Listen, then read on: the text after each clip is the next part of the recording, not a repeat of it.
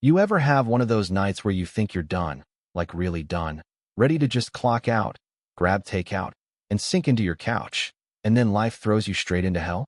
Yeah, that happened to me. And you know what? If I'd known what was waiting for me 2 floors down, I'm not sure I would have stayed. But I did, and I'll never forget the smell of that smoke or the sound of 2 kids screaming for their lives. The sun was melting into orange and purple outside the hospital windows. One of those quiet Texas evenings that makes you think the world's slowing down. I had just finished my shift, slipped into my cardigan, ID badge shoved in my pocket, ready to head home. My phone buzzed with a text from my sister asking if I wanted to visit that weekend. I almost replied. Almost. But a nurse brushed past me, muttering something about an elevator glitch. Nothing serious, she said. Just maintenance.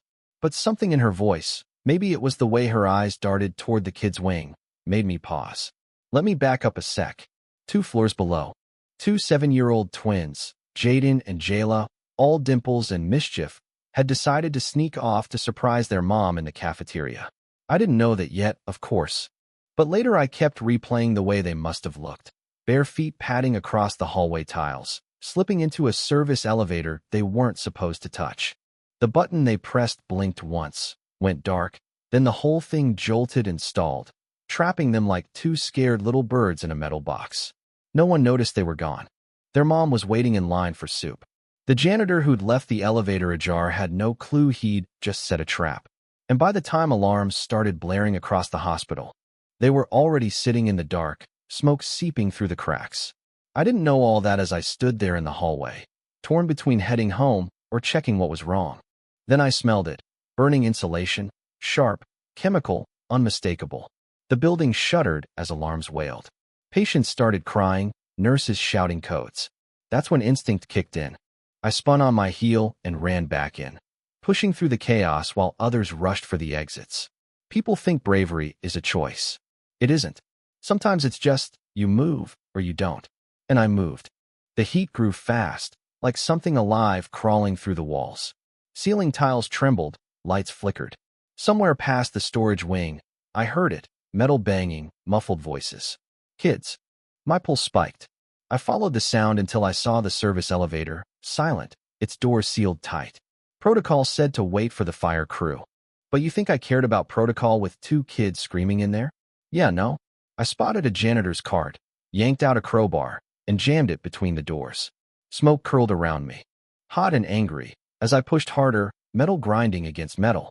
My arms felt like they'd tear off, but inch by inch, it opened. And then I saw them. 2 tiny faces streaked with tears and soot. Eyes huge with terror.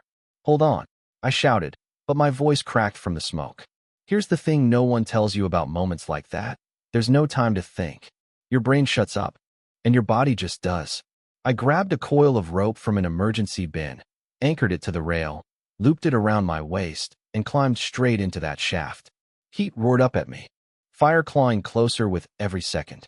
The elevator cab was stuck halfway between floors, hanging there like it was waiting to fall. Sparks rained from above as I dropped onto its roof. Pried open the hatch and lowered myself inside. The air was heavy, suffocating. Jayla was curled up against her brother, whispering through sobs. Hey, I said, forcing my voice calm. You're safe now, I've got you. She didn't argue. She just reached for me.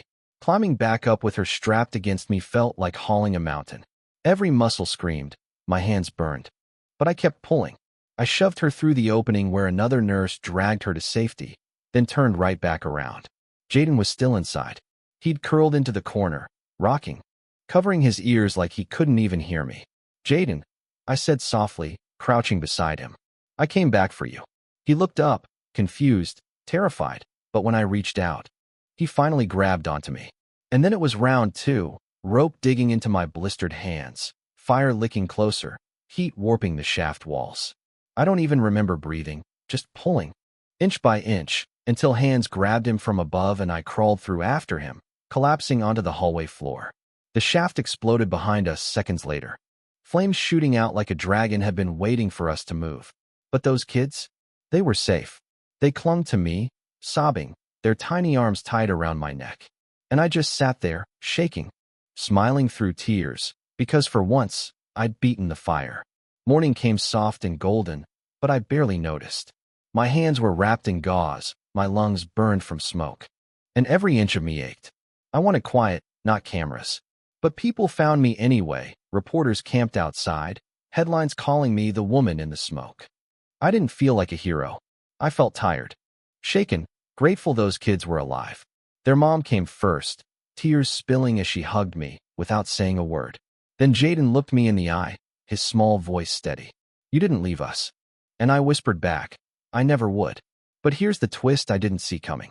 Later that morning, a man stepped into my room. Tall, clean uniform, medals shining. His presence alone made the air feel heavier. He looked at me, then at the kids, and said, "You saved my children. That makes you part of my family." I froze. I hadn't realized until that moment. Their last name, the security outside, the calls from Washington. This wasn't just any dad. This was a general. And as he placed a heavy engraved coin beside me, he said, "Only a few people in this country carry one of these. It's not for service, it's for sacrifice." You think that was it? No. Less than 24 hours later, a black SUV showed up outside my apartment. A man in uniform handed me an envelope sealed with the Pentagon's emblem. The letter inside said I was invited to Washington to be honored for my act of valor. It ended with a line that sent chills down my spine. "You didn't just save 2 children. You changed the course of something far greater." Now, I don't know what they meant by that, and honestly, I'm not sure I want to. But as I sat there holding that letter, staring at the horizon from the back of that SUV, one thought wouldn't leave me.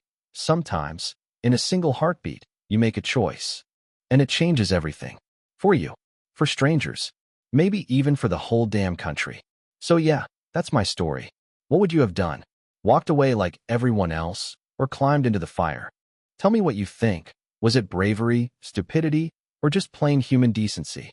Drop your thoughts below, because honestly, I still can't decide. You ever sit in a room so polished, so official, that you're scared to even breathe too loud?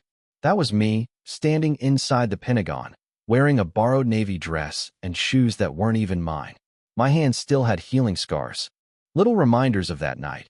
But that wasn't what made me nervous. It was the way everyone was looking at me, like I didn't belong, like I'd somehow wandered into a movie set by mistake. I kept thinking, I'm just a nurse. What the hell am I doing here? The room was packed with military brass, men and women who'd been to real war zones, who'd faced bullets and bombings. And here I was, a 20-something nurse from Texas who'd pulled 2 kids out of a burning elevator. But when they called my name, people stood. Some even clapped. I wanted to disappear. Then came the part one hadn't expected. The general, Jaden and Jayla's dad, walked toward me. His face was calm, but his eyes were different, softer than any soldier's eyes I'd ever seen. He stopped a few feet away, and just like in those emotional viral videos, he knelt. Gasps filled the room. "You didn't just save my children," he said. "You saved something I can't even begin to explain here." I wanted to ask what the hell that meant, but before I could, he slipped a small envelope into my hand. "Read this later," he whispered. Then he stood, saluted me. Me, a nurse with shaky knees, and the ceremony moved on like nothing had happened. That night, back in a quiet Pentagon guest room, I opened the envelope. Inside was a single handwritten note. The twins weren't just kids. They were being targeted. Saving them saved more than a family. You save lives you'll never know about. Someone will explain everything soon. Be ready to make another choice. Another choice. What choice? I didn't sign up for this. I wanted to go back to Texas, back to normal life. Back to folding scrubs and eating frozen dinners. But deep down, I knew there was no going back. The next morning, they drove me to a private briefing room. Just me, the general, and 2 men in dark suits who looked like they hadn't smiled in years. The taller one spoke first. "Those kids were on a list," he said flatly. "Not just any list. A group had targeted them because of who their father is. That elevator fire? It wasn't an accident." I stared at him, my stomach dropping. "You're saying someone tried to kill them?" "Yes," the other man said, his voice low. "And they failed because of you. But this isn't over. Whoever planned this will try again. We can protect them. But," he exchanged a look with the general before continuing, "they want you to help us." I laughed. Because what else do you do when 2 government agents ask you to help stop what sounded like a damn conspiracy? I'm a nurse. I said, shaking my head. You've got soldiers, agents, why me? The general's voice cut in, firm but quiet. Because they trust you. Jaden won't sleep unless he knows you're nearby. And you were the one person they couldn't plan for. No training. No protocol, just heart. That's exactly why we need you. I should have said no. Every sane part of me screamed to walk away. But when I closed my eyes, I saw Jaden's tear-streaked face in that elevator, heard Jayla whispering, "You didn't leave us." And I realized I couldn't leave them now either. "All right," I said finally, my voice shaking. "What do you need me to do?" The agents exchanged a quick glance. One slid a tablet across the table. A grainy photo filled the screen. A man in a baseball cap, caught on a security camera, holding what looked like a maintenance badge. "This is who sabotaged the elevator," the taller one said. "We think he's already in DC." And just like that, I was no longer just a nurse. That night, instead of flying home, I was sitting in the back of a surveillance van outside a quiet suburban street, wearing borrowed tactical gear that felt ridiculous on me. "You're just here to keep the kids calm if something goes wrong," the general had said. But I had a sinking feeling things were about to go very, very wrong. Around midnight, a black SUV rolled up to the house. The man from the photo stepped out. I recognized his walk instantly, like he owned the place. The agents whispered into their earpieces, ready to move. But before they could, the house lights flickered. Someone inside screamed, a woman's voice, desperate and sharp. The agents moved fast, storming the house, but something in me snapped. I didn't think. I ran right after them, heart pounding, hands shaking. Inside, chaos. The man had grabbed Jaden, holding a knife to his neck, shouting something I couldn't even process. Everything slowed, the kid's wide eyes, the blade glinting under the hallway light, the sound of Jayla crying from another room. And then, I acted. I don't even remember crossing the room. Just grabbing the first thing I saw, a heavy ceramic vase from a side table, and swinging it as hard as I could. It hit the man's arm, the knife clattering to the floor. Agents tackled him instantly, shoving him face first into the carpet. Jaden bolted straight into my arms, shaking, crying.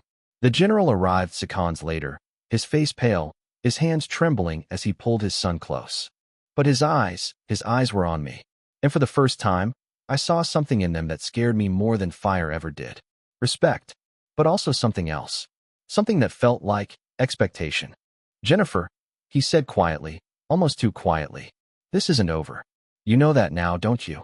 And he was right, because as they dragged the man away, he kept laughing. He looked straight at me, his lips split and bleeding, and said, "You think you stopped this? This was just a warning. You have no idea what's coming." And you know what? I believed him. So here I am, sitting in a hotel room in DC, staring out at the city lights, wondering what the hell I just got myself into. I came here to get a medal, to shake some hands, to smile for a few cameras. But now I'm part of something bigger, scarier, and I can't pretend I'm just a nurse anymore. I don't know if I'm ready for what's coming. But I do know one thing. If those kids need me again, if this thing blows up into something worse, I won't run. Not now. Not ever. So tell me, what would you do if you were me? Walk away while you still can, or stay and fight a war you never asked for? Because I think my choice was made the second I climbed into that burning elevator, and there's no turning back now.